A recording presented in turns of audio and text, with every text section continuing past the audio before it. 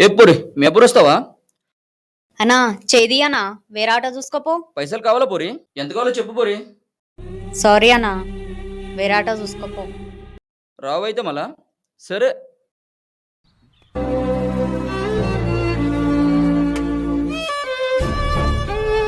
Auto.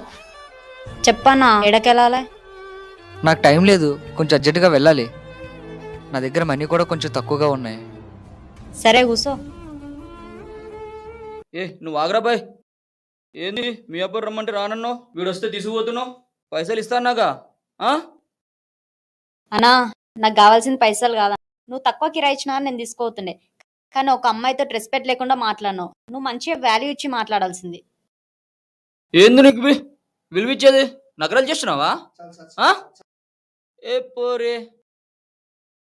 వీన్ని ఎవరు మార్చలేరు, నువ్వు ఎక్కి కూసానా. స్త్రీ తన ఒక అక్షరం అంటారు. తను శిరస్సు వంచితే అది తన సహనం. తను ఆగ్రహిస్తే మనల్ని వదలని గ్రహణం. ఆమె ప్రేమను పొందడం ఒక వరం. స్త్రీని బాధిస్తే వదలదు జన్మ జన్మలకి తన శాపం.